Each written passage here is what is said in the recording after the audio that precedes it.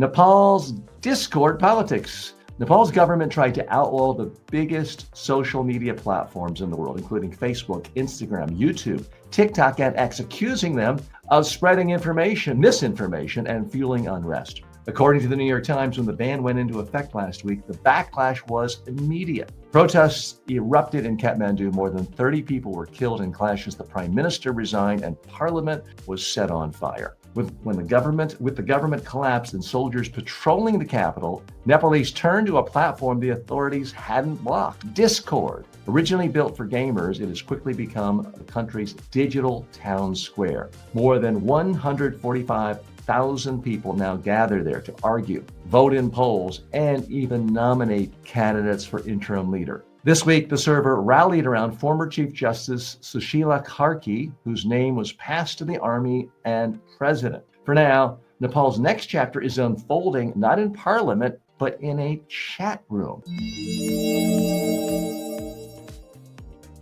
Okay, so what's the real message here? The genie is out of the bottle. Human beings around the world want to communicate. They're communicating on social media. And when the government tries to say no here, no here, no here, they're playing whack-a-mole and another one's going to pop up. So if you are a repressive regime, it's simply not going to be possible for you to stamp out people's desire to communicate. We're seeing it in Nepal right now, where the whole country's essentially shifted to a relatively undiscovered platform known as Discord. We may see an actual government formed, not in parliament, not in a town hall square, but in Discord. And this is truly transformational. Okay, let's dig a little deeper here into this story, because this is fascinating. And I'm not one who says more communication is always better, because as I pointed out in the news read there, people died. People are so upset and angry. 30 people were killed in clash. And social media does a great job of getting people angrier and angrier and angrier. And we've seen that here in the United States. People get angrier and angrier until the point where they feel like, I don't want to talk anymore. I want to talk with what comes out of this thing where I pull a trigger. And that's when democracy unravels. That's when the rule of law unravels. And you have utter chaos. And social media, let's make no mistake about it, has been guilty at fomenting these rages, at fomenting civil wars, ethnic cleansing, murders, rapes. Social media has added fuel to the fire. But now what do? You had a country saying, let's try to just keep people from killing each other and hating each other as much. So they did put a ban on social media, but it's very hard to shut down the entire internet. And that is exactly what happened here. Is they shut down part of it, but Discord, which is a platform I've used before, I think I have a profile on it, but I'm not active on it regularly. So let's look at the facts. Again, the ban affected Facebook, YouTube, TikTok, X. The ban created a protest of young people on the streets. 30 were killed. The prime minister was forced to resign,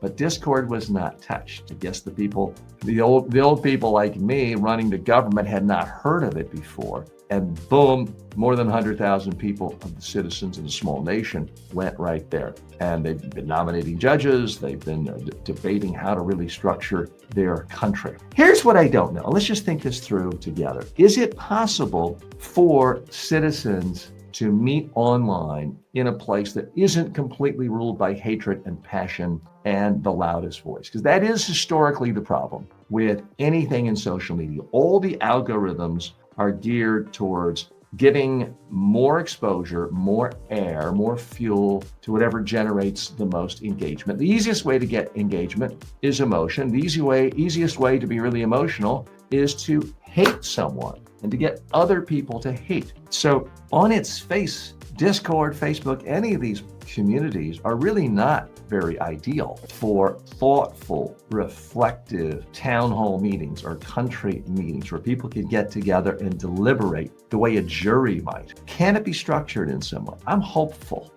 But it has to be by design. And the problem we have now with all of these social media platforms is they're designed to maximize profit for the owners and the investors. And the easiest way to do that is to simply amplify anyone who's spreading anger, hatred, because that generates more and more attention. Someone who says on social media, hey, that's a good point. I hadn't thought of that. Let's reflect on that. And maybe I should change some of my position on this, is never going to get any retweets and refollows and 1,000 quick thumbs up and likes because it's boring. It's bland. Unfortunately, if you actually want stable democracy in the United States or Brazil or Nepal, that's what's essential. That is the lifeblood of democracy. Thoughtful, reflective contemplation, exchange of ideas, exchange of facts, putting facts into the discussion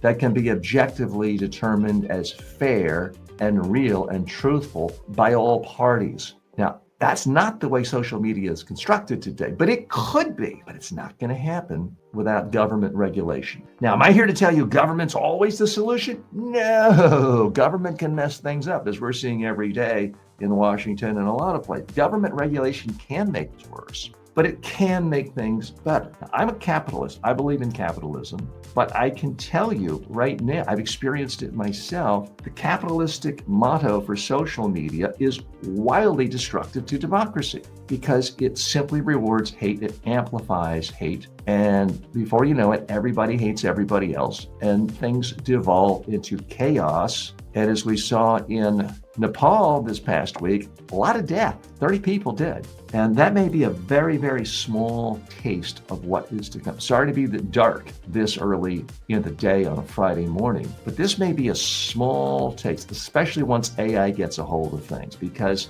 imagine an AI agent told, do whatever it takes to get maximum attention from, let's say, TJ, let's say me. And it does nothing but bombard me with stories that drive me crazy, where I think somebody in a political party I already don't like, somebody who already has beliefs, let's say religious beliefs I already don't like, and they're sending me messages all day long telling me how this person has done something worse than I've ever imagined, and then another horrible thing. And then it somehow convinced me that they've committed war crimes and atrocities. It's going to get me angrier and angrier and angrier. Well, what if an AI is doing that every single person online? Where does that put us? It could be a wildly dangerous, destructive time. We're going to be looking at this, following up. I try to, and full disclosure, bias. I have a bias. Everyone has a bias. I do look at a disproportionate number of stories based in the United States, but we do try to look around